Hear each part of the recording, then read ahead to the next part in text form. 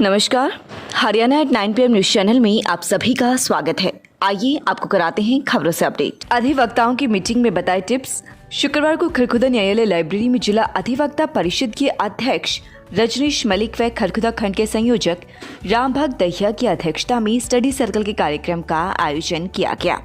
बैठक का विषय था हिंदू सक्सेशन एक्ट 1956 और वक्ता के रूप में नरेंद्र गंगाना हिंदू सक्सेशन एक्ट के प्रावधानों के बारे में सभी साथियों के सामने जानकारी रखी। उन्होंने बताया कि आजकल समाज में प्रॉपर्टी को लेकर बहुत से विवाद रहते हैं, जिनकी जानकारी के उपरांत भविष्य में आपसी विवाद कम से कम हो व सामाजिक तनाव न रहे।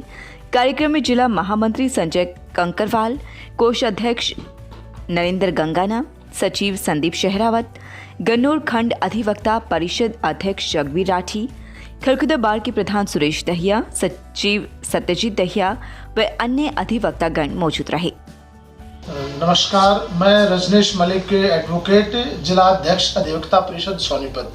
आज हमारे यहाँ खरखोदा खंड में अधिवक्ता परिषद का स्टडी सर्कल का कार्यक्रम था।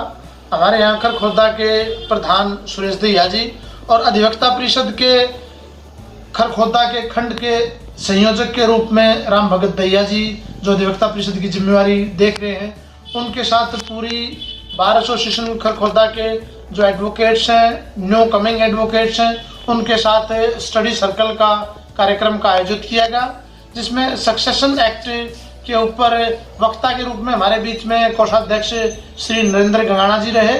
उन्होंने अपने जो प्रॉपर्टी का एंसेस्ट्रल प्रॉपर्टी है या परचेज्ड है, सेल डीड के थ्रू है, किस तरह से प्रॉपर्टी का ट्रांसफर होता है एक स्टेज से दूसरी स्टेज में, उसके बारे में विस्तार से बताया। और हमारा अधिवक्ता परिषद का जो उद्देश्य है पब्लिक को अवेयर करना और एडवोकेट के वेलफेयर के लिए, उनके अधिकारों के लिए, उनकी सुविधाओं के लिए हायर अथॉरिटी तक वो बात पहुंचे, इस उद्देश्य को लेकर हमारी मीटिंग थी और स्टडी सर्कल का कार्यक्रम का आयोजन किया गया था।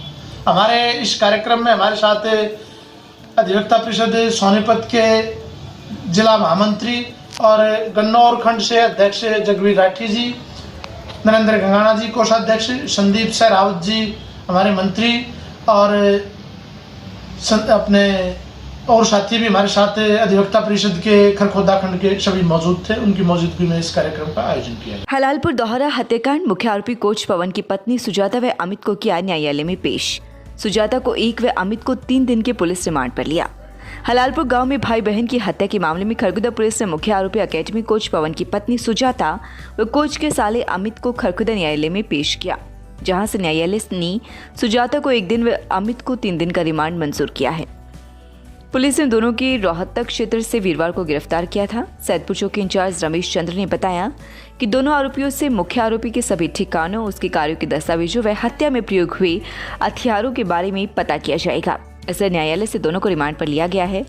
हलालपुर गांव की खिलाड़ी निशा व उसके भाई सूरज की आरोपी पवन ने लाइसेंसी रिवाल्वर से हत्या कर दी थी। मां धनपति को भी गोली मारी हुई है, जो जिंदगी व मौत की लड़ाई लड़ रही है।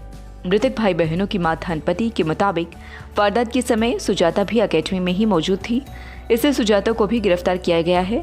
हत्या के मामले में सुजाता का कितना रोल है, इसकी भी पुलिस जांच करेगी। पुलिस रिमांड के दौरान ये भी पता करेगी कि आखिर ऐसी क्या बात हो गई थी कि इतना जघन्य अपराध को अंजाम दिया गया। दिल्ली में गिरफ्तारी की वजह हरियाणा का डर तो नहीं। वारदात के बाद मुख्य आरोपी पवन व सचिन पुलिस की गिरफ्त से बाहर थे, जो दिल्ली पुलिस ने हिरासत में लिया है। चर्चा ये भी है कि मुख्य आरोपी ने जिस तरह से दिल्ली पुलिस का नाटक रचा है, उससे यह चर्चा है कि आरोपी डर गया था, क्योंकि आक्रोशित ग्रामीणों ने अकेडमी को आग के हवाले किया था और पंचायत में भी कभी एनकाउंटर तो कभी फांसी की मांग की जा रही है। उधर दूसरी तरफ पत्नी व साले को पुलिस गिरफ्तार कर चुकी थी। उसे लगता था कि अब उसका ज्यादा दिनों तक लुका छिपी का खेल नहीं चल सकता। कहीं उसे ये भी भय हो गया था कि कहीं उसका एनकाउंटर ही ना हो जाए। प्रोडक्शन वारंट पर लेकर आएगी पुलिस, लेगी रिमांड पर। थाना प्रभारी करमजीत का कहना है कि आरोपी को आर्म्स एक्ट में दिल्ली पुलिस ने हिरासत में लिया है, जिसे दिल्ली अदालत में पेश किया जाएगा। इसी दौरान मुख्य आरोपी कोच पवन व उसके साले सचिन को प्रोडक्शन वारंट पर लेकर खरखुदा अदालत में पेश करके रिमांड लेगी, ताकि हत्या से जुड़े सबूतों का पता लगाया जा सके व हत्या की वजह का भी पता लगाया जाए। इसके अतिरिक्त हत्या के बाद से आरोपी कहां कहां गए, इन सब तथ्यों की जानकारी ली जाएगी। हत्या में प्रयोग की गई पिस्टल बरामद की जाएगी। अकेडमी के मुख्य गेट के पास चलाई थी 6 गोलियां। अकेडमी के मुख्य गेट के पास आरोपी ने 6 गोलियां चलाई थी। इन सभी 6 गोलियों को खोल केवल 10 फुट के गोल दायरे में पड़े मिले हैं, जबकि लड़की का शव इन खोलों के बीच में पड़ा मिला है। जिस तरह से खिलाड़ी निशा का गोलियों से भुना गया है, ऐसा मामला बहुत कम सामने आता है। ऐसी क्या वजह रही कि एक साथ इतनी गोलियां निशा को मारी गई? इससे भी जल्द पर्दा उठेगा। निशा को 4 गोलियां लगी हैं। मामले में नामजद सभी आरोपी पुलिस की गिरफ्त में आ चुके हैं। सभी को 2 दिन के रिमांड पर लिया जा चुका है। बाकी 2 को प्रोडक्शन वारंट पर लेकर रिमांड पर लिया जाएगा, ताकि डबल मर्डर की हर कड़ी को आपस में जोड़ा जा सके। इन हत्याओं में जो भी दोषी होंगे उन्हें किसी भी सूरत में बख्शा नहीं जाएगा। पूछताछ में पता चलेगा कि आखिर कुल कितने लोग इन हत्याओं में शामिल रहे हैं। अगर अन्य कोई आरोपी भी मिला तो उसे भी गिरफ्तार किया जाएगा। कर्मजीत सिंह, थाना प्रभारी, खरखोदा। किराया देने से किया मना, ट्रक मालिक ने दर्ज कराई एफआईआर। खरखोदा निवासी एक ट्रक मालिक ने 3 लोगों के खिलाफ शिकायत देते हुए कहा कि उसके ट्रक का किराया न देने का आरोप लगाया है। न्यायालय के आदेश पर हुई कार्यवाही पर पुलिस ने विभिन्न धाराओं के तहत मामला दर्ज कर जांच शुरू कर दी है। खरखोदा की वार्ड 7 निवासी पवन का कहना है कि उसके पास 2 ट्रक है। उसने अपने ट्रकों को किराए पर लगाया हुआ था। उसके द्वारा डाबर इंडिया लिमिटेड जटोला से सामान की विभिन्न जगहों पर ढुलाई की जाती थी। पवन का कहना है कि मार्च 2021 तक उसका किराया करीब 1.5 लाख बनता था, लेकिन आरोपियों ने उसे 1,20,000 रुपये दिए। वहीं जून माह तक का उसका किराया 4.25 लाख रुपये से ज़्यादा बनता था, लेकिन बीच के ट्रांसपोर्टर व कंपनी द्वारा उसका पैसा नहीं दिया जा रहा। उसके द्वारा पैसों की मांग करने पर आगे के लिए उसके ट्रकों से सामान ढुलाई करवाने पर भी रोक लगा दी जाएगी। वहीं बकाया राशि को देने से मना किया जा रहा है। पवन का कहना है कि मामले को लेकर उसने पुलिस को शिकायत दी। कार्यवाही नहीं होने पर सीएम विंडो पर भी शिकायत दर्ज करवाई, लेकिन वहां पर भी कोई कार्यवाही नहीं हुई। ऐसे में अब उसने मजबूरी में न्यायालय का सहारा लिया है। न्यायालय के आदेश पर पुलिस ने विभिन्न धाराओं के तहत 3 लोगों जगबीर भानी व राकेश जैन के खिलाफ मामला दर्ज कर जाँच शुरू कर दी है। AP Garg public school, Sampla road, Kharkhoda. स्वच्छ वातावरण, प्रशिक्षित एवं कुशल अनुभवी शिक्षक स्टाफ, रजिस्ट्रेशन शुरू, कॉमर्स, साइंस व आर्ट्स, सभी सुविधाएं उपलब्ध, आधुनिक लैब एवं लाइब्रेरी सुविधा भी उपलब्ध। मेरा छोरा इंजीनियर है। वो इंजीनियर नहीं होता, इंजीनियर होता है। बुड्ढी, पहले चुप तो हो जा, पहले बोलना तो सीख ले। ए छटंकी सी गणी बोला है तू। आन दे मेरे छोरे ने, आन दे इंजीनियर ने, तने वो बताओगा। अरे बुड्ढी, चली जा यहाँ से।